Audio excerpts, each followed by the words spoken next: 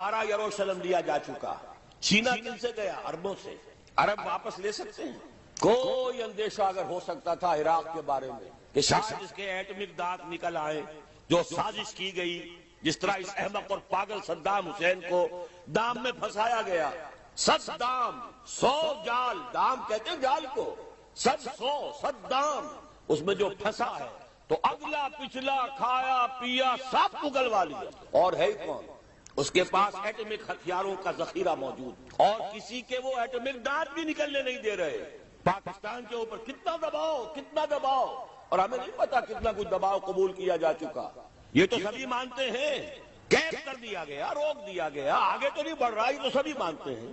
Roll back بھی ہو گیا یا نہیں کچھ پتہ نہیں، لیکن کسی صورت یہ نہیں تسلیم کریں گے، قبول کریں گے کہ کسی مسلمان ملک کے پاس ایٹم بم آ جائے.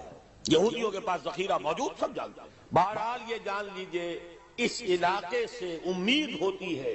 سندھ اور خراسان حالات بہت خراب ہیں ہمارے، اور حالات بہت خراب ہیں افغانستان کے بھی، لیکن حالات کے بدلتے اللہ تعالیٰ کی مشیت کے تحت دیر نہیں لگا کرتا. سیرت نبوی میں مجھے نظر آتا ہے سن 10 میں، 10 نبوی، ہجرت سے 3 سال پہلے، 2.5 سال پہلے، کہیں سے کوئی امید کی کرن نظر نہیں آتی تھی کہ عرب میں اسلامی حکومت قائم ہو جائے گی. 10 برس ہو چکے محمد الرسول اللہ کو دعوت دیتے ہوئے، اور ابھی تک بمشکل 125 آدمی ہے. اپنے بل پر، اپنے طاقت پر مکے میں رہ بھی نہیں سکتے. کیسے ہو جائے گا؟ کہاں سے ہو جائے گا؟ میں آج پوچھتا ہوں، کوئی شخص بتائے کہیں سے کوئی امید کی کرن اس وقت نظر آتی ہے؟ اس ماحول میں لے جائیے. اگلے 3 سال میں کیا ہو گیا؟ پہلے سال 6، اگلے سال 12، اس سے اگلے سال 72، اور بیعت عقبہ ثانیہ، ہجرت، اور وہاں سے اب حضور کی طرف سے انیشیٹ شروع ہو گیا، انیشیٹو. تو ہم نہیں کہہ سکتے اللہ تعالیٰ کی قدرت، اللہ کی مشیت. یہ یقین ہے کہ دنیا کے خاتمے سے پہلے نظام خلافت قائم ہوگا، اور تمام دنیا میں ہوگا. مڈل ایسٹ کا نقشہ تبدیل کرنا ہے. مڈل ایسٹ کا نقشہ تبدیل مطلب کیا ہے؟ اس کا مطلب یہ ہے کہ یہاں گریٹر اسرائیل بن رہا ہے. یہ ملکوں کی سرحدیں ختم ہو جائیں گی. کیا ہے لبنان اور شام؟ یہ پہلے ایک ہی ملک ہوتے تھے، بلکہ جارڈن بھی انہی میں شامل تھا. بادیہ تو شام ہے، یہ شام کا صحرا. یہ سارا فلسطین، اسرائیل، لبنان اور جارڈن اور سیریا، یہ سب ایک ملک تھے. گریٹر سیریا، یہ تو پچھلی جو صدی کی پہلی جنگ عظیم تھی، اس کے بعد بندر بانٹ کی گئی، یہ مختلف ممالک بنا دیے گئے، یہ انگریزوں کا، یہ فرانسیسیوں کا، یہ فلاں کا، یہ فلاں کا. بہرحال اب انہوں نے بنانا ہے یہ ساری لکیریں ہٹا کر پورا عراق، اس پر تو قبضہ ہو ہی گیا تقریباً. جب جو ہے امریکہ نے ختم کیا تھا صدام کی حکومت کو اور فتح حاصل ہوئی تھی، شیرون نے صاف کر دیا تھا ان قریب عراق پر ہمارا قبضہ ہوگا. اور اس سے پہلے وہ کہتے تھے ہمارا گریٹر اسرائیل جو ہے دریائے فرات تک ہوگا. لیکن اب انہوں نے کہا نہیں، یہ تو دریائے دجلہ تک جائے گا، ٹائگرس تک، ناٹ یوفریٹس بٹ ٹائگرس. تاکہ عراق کا جتنا بھی علاقہ زرخیز ہے، دو آبا ہے نا، ایک دریائے فرات آ رہا ہے اور دوسرا دریا جو ہے دریائے دجلہ آ رہا ہے، اس کے درمیان جو دو آبا ہے انتہائی زرخیز سارا ہمارے پاس. تو سوچنے کی بات یہ ہے کہ کیا نوع انسانی کی آخری تقدیر یہی ہے؟ نہیں، ایسا نہیں. آج میں اس منفی پہلو کے بجائے آپ کے سامنے مثبت پہلو رکھ رہا ہوں، صرف اس فرق کے ساتھ کہ ابھی ذرا دور ہے، ابھی اس کے لیے قربانیاں دینی ہوگی، ابھی اس کے لیے محنتیں کرنی ہوگی، ابھی اللہ تعالیٰ کی سزا جو ہے اس میں اور سختی اور شدت آئے گی. میں چاہتا ہوں کہ جو کچھ مجھے نظر آ رہا ہے وہ آپ کو دکھاؤں. مجھے اقبال نے کہا دیکھا ہے جو کچھ میں نے اوروں کو بھی دکھلا دے. یہ ظاہر بات ہے کہ ایک انسان جو ہے جو غور کرتا ہے، سوچتا ہے، اور جیسے کہ اقبال نے کہا تھا سرما ہے میری آنکھ کا خاک مدینہ و نجف، میں نے ذرا اس میں ترمیم کی ہے، آپ کے علم میں ہوگا کہ سرما ہے میری آنکھ کا خاک حجاز و حول قدس. مدینہ اور نجف تو ایک ہی شے ہے. حضرت علی اور حضور کے مابین کیا فرق ہے؟ حضور نے خود فرمایا انا مدینہ العلم وعلی بابها، وہ تو ایک شے ہے. لہذا مدینہ اور نجف جو ہے اس کو دو جگہ کرنا ٹھیک نہیں ہے. ہاں، حجاز جہاں قرآن نازل ہوا، اور حول قدس جہاں سینکڑوں انبیاء دفن ہیں، الذی بارکنا حولہ لنریہ من آیاتنا. جو اولڈ ٹیسٹمنٹ ہے، جو نیو ٹیسٹمنٹ ہے، بائبل ہے، اس کا تعلق کس سے ہے؟ حول قدس سے. تو ان دونوں کے ذریعے سے جو باتیں میں نے دیکھی ہیں میں آپ کو دکھانا چاہ رہا ہوں. بہت سے لوگ کہتے ہیں یہ بہت دور کی کوڑی لاتے ہیں. میں کیا کروں؟ میں تو جو دیکھوں گا وہی دکھاؤں گا، جو مجھے نظر آ رہا ہے وہی آپ کو سجھاؤں گا. بہرحال یہ ہے کہ پوری دنیا میں بالآخر اسلام کا غلبہ ہوگا. عالمی سطح پر خلافت علی منہاج النبوت قائم ہو کر رہے گی، اور پوری دنیا میں امن و امان ہوگا، خوشحالی ہوگی. بڑی طویل حدیث ایک موجود ہے کہ اس کے بعد یہ ہوگا جنگ ختم ہو جائے گی، خونریزی ختم ہو جائے گی، امن و امان ہوگا، خوشحالی اتنی ہوگی کہ زمین اپنے سارے خزانے اگل دے گی، آسمان اپنی ساری برکتیں نازل کر دے گا۔ یہ دور آنا ہے عالمی غلبہ اسلام اور اللہ کے دین کا غلبہ اور خلافت کا منہاج نبوت کا قیام۔ اب اگلی بات، لیکن ظاہر بات ہے یہ کام کہیں ایک جگہ سے شروع ہوگا، ایک دم تو عالمی غلبہ پوری دنیا پر نہیں آ جائے گا۔ اس بات کو یہیں پر روکیے، اب اس بحث آگے چلے گی ہماری۔ اب آئیے جو دوسرا حصہ تھا، کیا عالمی امت مسلمہ کی تقدیر یہی ہے کہ ذلت و مسکنت ان پر مسلط رہے؟ ضربت علیہم الذلۃ والمسکنۃ وباؤوا بغضب من اللہ، جو حشر لبنان کا ہو رہا ہے، جو اس سے پہلے فلسطینیوں کا ہوتا رہا ہے۔ کیوں نہیں کر سکی دنیا؟ مسلم دنیا چپ، زیادہ سے زیادہ بہت ریزولوشن پاس کر دیں گے۔ ابھی جایا پترا میں جمع ہو گئے ہیں، بعد ملیشیا میں، اور ریزولوشن پاس کر دیا، اللہ اللہ خیر صلی اللہ۔ نو تھریٹ، کوئی یہ بھی کہنے کو تیار نہیں کہ ہم اپنے سفارتی تعلقات منقطع کر لیں گے، نہیں۔ کوئی یہ کہنے کو تیار نہیں کہ ہم اپنے تجارتی تعلقات منقطع کر لیں گے، نہیں۔ درخواست ہے تو اسی یونائٹڈ نیشن سے، اور درخواست ہے تو اسی یونائٹڈ اسٹیٹس آف امریکہ سے، وہ سیز فائر کر رہا ہے۔ ان کی مرضی سے تو جنگ شروع ہوئی ہے، ان کے پلان کے تحت تو معاملہ ہے۔ ان کی خواہش ہے کہ جب تک حزب اللہ کی کمر نہ ٹوٹ جائے، کچل نہ دیا جائے، اس وقت تک جنگ بندی نہ ہو۔ یہ تو دوسری بات ہے، حزب اللہ نے جتنی مقاومت کا مظاہرہ کیا ہے، دے آر سرپرائز، یہ ان کے لیے بالکل ایک سرپرائز ہے۔ اس قدر ہمت جو ہے ایک جو ہے حزب اللہ، جو کہ کوئی ریگولر آرمی نہیں ہے، جس کے پاس ٹینک نہیں ہے، جس کے پاس ہوائی جہاز نہیں ہے۔ ٹینک ہوائی جہاز تو پوری لبنان کی فوج کے پاس نہیں ہے، چند ہزار فوجی ہیں، اللہ اللہ خیر صلی اللہ، کچھ بھی نہیں، نہ ایئر فورس ہے نہ کچھ اور یہ حزب اللہ کیا ہے کہ بھائی راکٹ سے یا کلاشن کوف سے، بس وہ چیز۔ ادھر سے جہاز پر جہاز آ رہا، 200 250 بمباریاں، 200 بمباریاں، لیکن کھڑے ہیں۔ لہٰذا اس اعتبار سے سوچنے کی بات ہے، کیا یہ پوری ذلت و مسکنت کی صورتحال امت مسلمہ پر یوں ہی جاری رہے گی ہمیشہ کے لیے؟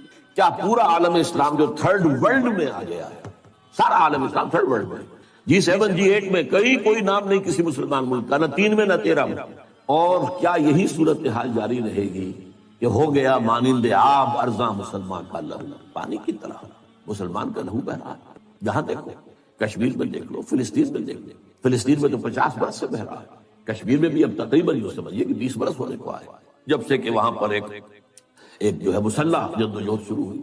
پھر چچنیا میں کیا ہو رہا، مسلسل ہو رہا ہے، کوسوو میں کیا ہوا، بوسنیا میں کیا ہوا، برف گرتی ہے تو بیچارے مسلمانوں پر، برتا ہے تو مسلمان، صومالیہ میں کیا ہوا، یہ صورت ہے۔ آج لبنان میں کیا ہوگا، یہ صورتحال دیکھیے، کیا یہی ہمیشہ جاری رہے گی؟ نہیں، صورتحال بدلے گی، اور بھی دور فلک ہیں ابھی آنے والے، ناز اتنا نہ کریں ہم کو ستانے والا۔ یہ عالمی ملت اسلامیہ امت مسلمہ جو ہے، اس کا یہ معاملہ ہوا کیوں ہے؟ ہوا اس لیے، یہ میں اس پر مفصل کتاب لکھ چکا ہوں، سابقہ اور موجودہ مسلمان امتوں کا ماضی حال اور مستقبل، کہ یہ جو ضربت علیہم الذلۃ والمسکنہ، یہ کیفیت جو بنی اسرائیل کے لیے آئی ہے قرآن میں، یہ آج ہم پر کیوں آ گئی ہے؟ کیا وجہ ہے؟ وجہ یہ کہ جو جرم انہوں نے کیا وہ ہم نے کیا، ہم نے قرآن کو پس پش ڈالا۔ نبذ فریق من الذین اوتوا الکتاب کتاب اللہ وراء ظہورہم، ہم نے اسے اپنا امام تو نہیں بنایا۔ ہاں، ختم قرآن کے بعد دعا مانگ لیتے ہیں، اللہم اجعلہ لنا اماما ونورا وہدی ورحمۃ، لیکن چلنا نہیں اس کے پیچھے، یہ امام ہی ہے بس ہمارا، کہنے کو امام، اس کی بات ماننی تو نہیں، اس کے احکام پر چلنا تو نہیں۔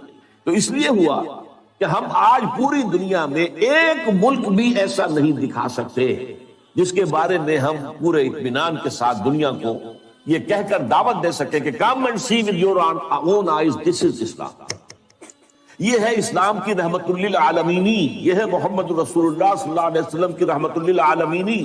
پورے عالم کے لیے یہ نظام مبنی بر عدل و انصاف، مبنی بر عدل، سماجی عدل، سوشل جسٹس کا نظام جو ہے وہ اللہ نے دیا ہے۔ آؤ اپنی آنکھوں سے دیکھ لو، اس کے برکات کا مظاہرہ کر لو، مظاہرہ تمہارے سامنے۔ وہ کتاب جو ہے وہ پڑھنے کے قابل ہے، نہ پڑھیو آپ نے ضرور پڑھیں، کیونکہ یہ سارے عقدے حل ہوتے ہیں۔ وجہ کیا ہے؟ یہ کیوں مسلمانوں ہی کا خون بہ رہا ہے؟ ہم تو اللہ کا نام تو لیتے ہیں کم سے کم۔ ہم اگر 120 کروڑ دنیا میں ہیں تو ان میں سے 20 کروڑ تو ایسے ہوں گے جو اللہ کا نام لیتے ہو مسجدوں میں جا کر، 20 کروڑ نہ ہو 20 ملین تو ہوں گے جو 5 وقتہ نمازی ہوں۔ یہ کفار، یہ تثلیث کے قائل، یہ ملحدین، یہ خدا کے منکر، آج قوت ہے تو ان کے پاس، دبدبہ ہے تو ان کا، دنیاوی مسائل ہیں تو اس پر قبضہ ان کا، کیوں ہے؟ کیا وجہ ہے؟ دو ہی امکانات ہیں، یا تو اللہ ظالم ہے معاذ اللہ ثم معاذ اللہ، اور یا اللہ لاچار ہے، کچھ کر نہیں سکتا، میں کیا کروں؟ میں نہیں کر سکتا۔ مانے بھی آپ دونوں بات نہیں مان سکتے، پھر کیا جواب ہے اس کا؟ بڑا پیارا شعر اقبال کا، تو قادر و عادل ہے مگر تیرے جہاں میں ہیں تلخ بہت بندے مزدور کے اوقات۔ اللہ تو قادر ہے علی کل شیء، اور تو عادل ہے، عادل کرنا۔ پھر بھی یہ کیا ہو رہا ہے دنیا میں؟ مزدور کا خون پسینہ نکال کر سرمایہ دار جو ہے اس کے خون سے کشید کی ہوئی سرخ شراب پیتا ہے شام کو بیٹھ کر۔ یہ کیا ہے؟ خواجہ از خون رگے مزدور سازد لال ناب، از جفائے دہ خدایاں کشت دہقانہ خراب۔ ان جاگیرداروں وڈیروں کے ظلم سے جو کاشتکار ہے، جو ہاری ہے، اس کی تو کھیتی برباد ہے۔ یہ کیا ہو رہا ہے؟ کیا تو ظالم ہے؟ کیا تو لاچار ہے؟ نہیں، یہ تمہارے کرتوت ہیں، تمہارے اعمال ہیں، اس کی صلاح، یہ سمجھنے کی بات ہے۔ اور یہ میں نے تفصیل سے اپنی اس کتاب کے اندر اس پر گفتگو کی ہے، اس کو پڑھی۔ اور اس کا علاج اب کیا ہے؟ کم سے کم کسی ایک ملک میں، سائزیبل ملک ہو، یہ نہیں چھوٹا سا جزیرہ ہو کوئی برونائی کی طرح کا، نہیں، کم سے کم ایک سائزیبل ملک میں اسلام کا مکمل نظام عدل اجتماعی قائم کر کے دنیا کو دکھا دیا جائے، یہ گویا کہ اتمام حجت ہو جائے گا۔ دیکھ لو نمونہ، ابھی تو کیا ہوتا ہے، ہم اسلام کے محاسن بیان کرتے ہیں، اسلام کی یہ خوبیاں، ابھی دکھاؤ کہ دنیا میں ہے، نہیں بھائی وہ تو 1400 برس پہلے جانا پڑے گا دیکھنے کے لیے، تو کون سنے گا آپ کی بات؟ دکھاؤ کہیں، نافذ کرو کہیں، مثال پیش کرو کہیں۔ میں نے آپ کو سنایا تھا، پسر اقبال، ڈاکٹر جاوید اقبال دورہ کر کے آئے تھے، سینٹرل ایشین ریپبلکس جو ہیں، جو پہلے USSR میں تھی اب اس سے علیحدہ ہو گئی ہیں، سب آزاد ہیں، اور ان میں چاہے ان کی اپنی اپنی زبانیں اور ہیں، ازبک ہے، یہ ہے، وہ ہے، لیکن یہ فارسی سب جانتا ہے۔ وہاں پر علامہ اقبال کا فارسی کا کلام، 2/3 کلام تو فارسی میں عام، تو پسر اقبال کی جو آؤ بھگت وہاں ہوئی ہے۔ اقبال لاہوری کا بیٹا ہے، لیکن وہ کہا مجھ سے، ڈاکٹر جاوید اقبال، جہاں میں گیا مجھ سے ایک بات کہی، we need a model, show us a model of Islamic state, we are ready to accept. The Saudi model is not acceptable to us. It is based on monarchy. بادشاہت پر ہے، ملوکیت پر based ہے۔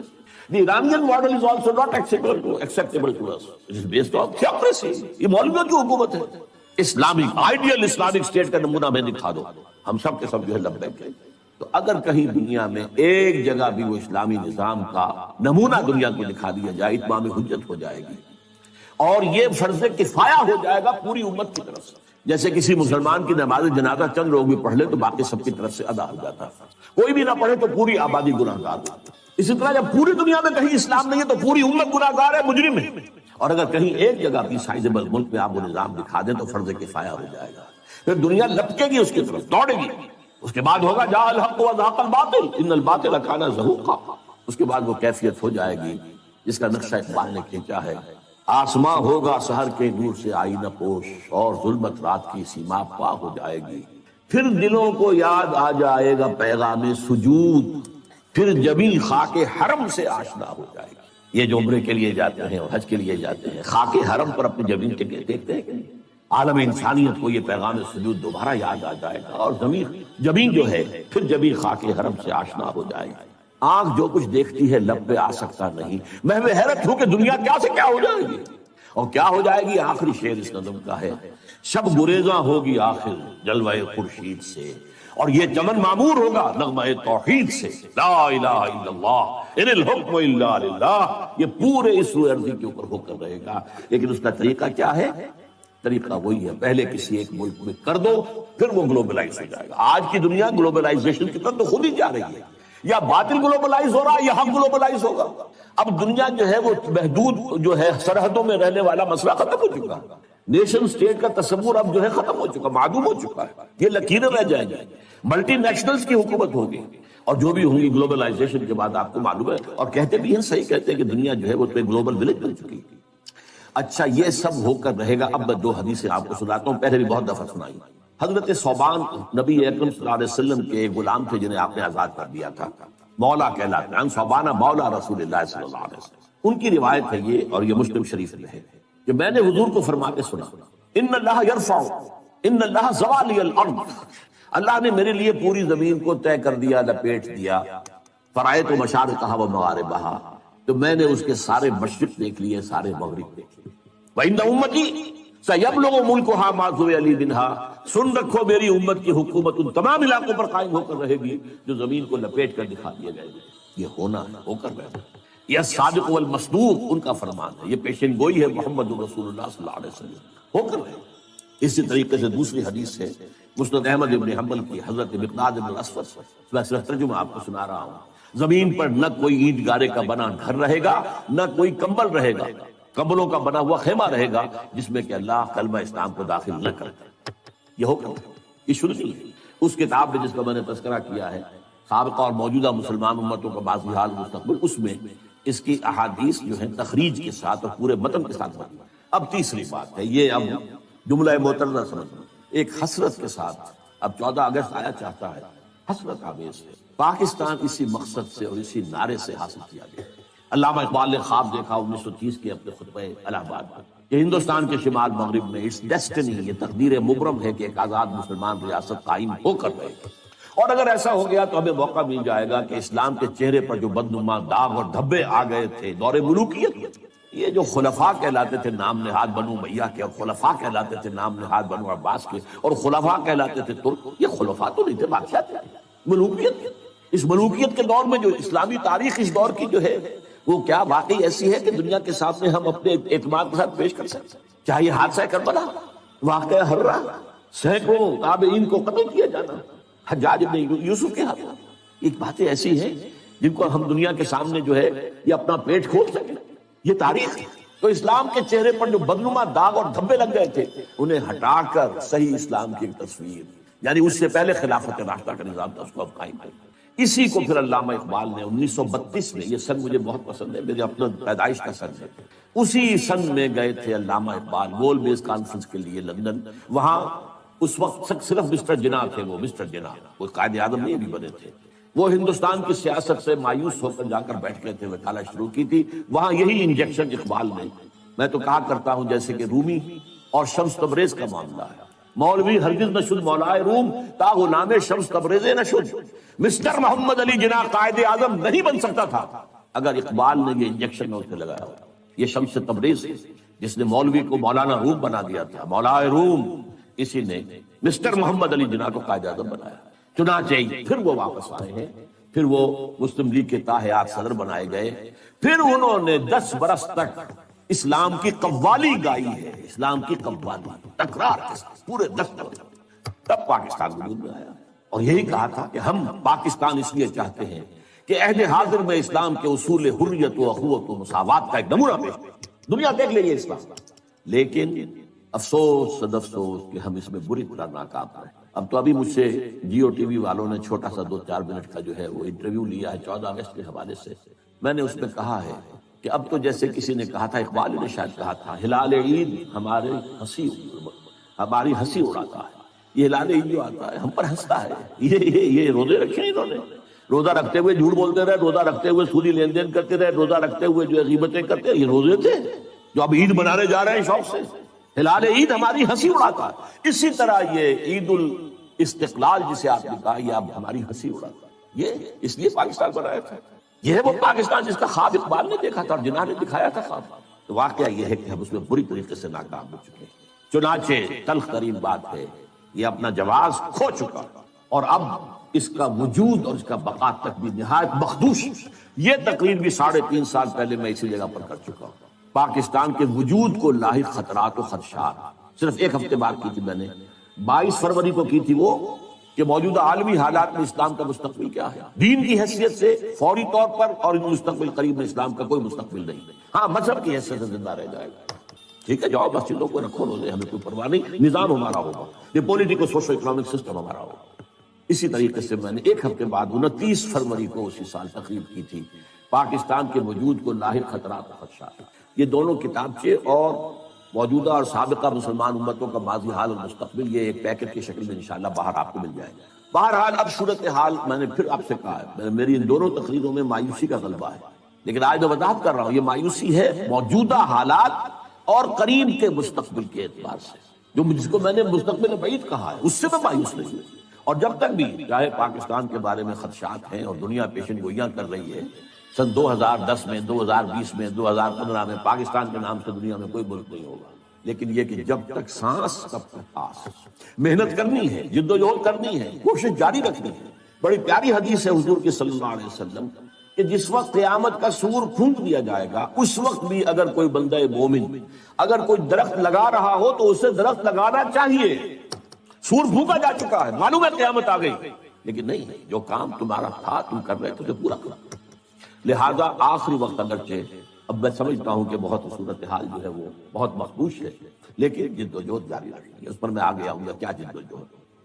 اب آئیے میرا چوتھا نقطہ آج کا کیا ہے، یہ جو اسلام کی گلوبلائزیشن ہوگی، گلوبلائزیشن آف اسلام، جو میں نے کہا مستقبل بعید میں یہ تقدیر مبرم ہے، ہو کر رہی ہے، اس کے دو فیزز ہوں گے لا محالہ۔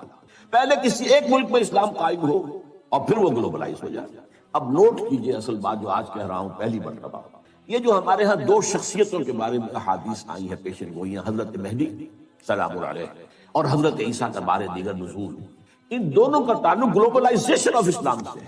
اس سے پہلے کسی نہ کسی ملک میں اسلام پہلے قائم ہو چکا ہوگا طریق نبوی پر، جد و جہد سے، عمل سے، کوشش سے، انقلابی جد و جہد سے، ریولیوشنری اسٹرگل سے، جان ساریوں سے، قربانیاں دے کر اسلام پہلے کہیں قائم ہو چکا ہوگا۔ پھر اس کی گلوبلائزیشن جو ہے اس کے اندر حضرت مہدی کا بھی ایک پارٹ ہے، اور پھر حضرت عیسیٰ علیہ السلام کا جب وہ دوبارہ آئیں گے اس وقت فیصلہ کن رول ہوگا۔ لیکن یہ ہے کہ اس سے پہلے کہیں ہوگا، یہ کہاں ہوگا، یہ میری آج کی پانچویں بات۔ اس ضمن میں پہلے تو میں دو حدیثیں آپ کو سنا دینا چاہتا ہوں۔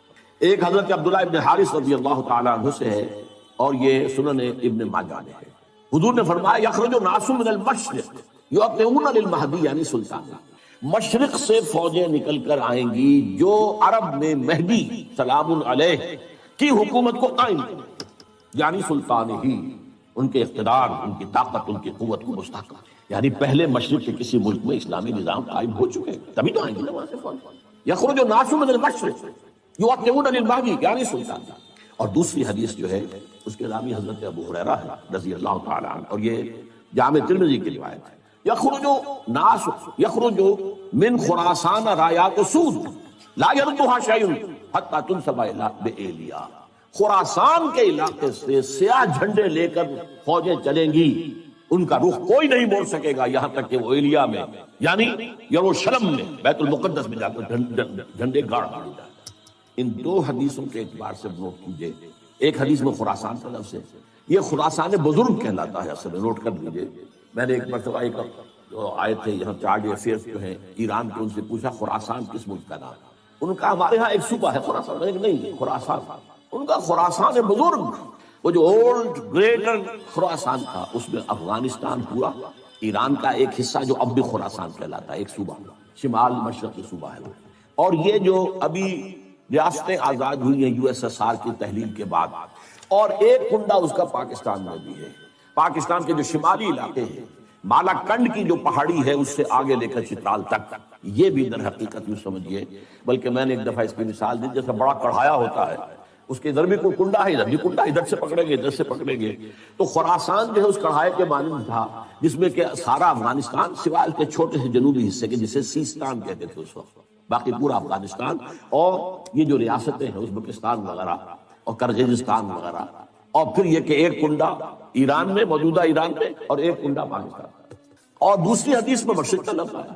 اب ذرا تجزیہ کیجئے کہ مشرق میں نمبر ایک، عرب کے مشرق میں نمبر ایک ایران ہے، نمبر دو افغانستان ہے یا خراسان کے لیے، نمبر تین پاکستان ہے، نمبر چار بھارت ہے، بھارت میں تو مشرق ہے۔ اب اس کا تجزیہ کیجئے، جہاں تک ایران کا تعلق ہے، اگرچہ اس وقت تک تو صورت یہ کہ ماننا پڑتا ہے کہ اگر کچھ ہمت، کچھ جرأت کا مظاہرہ کیا ہے تو صرف اہل تشیع نے کیا ہے۔ سنی مرے ہوئے ہیں، سنی بری طریقے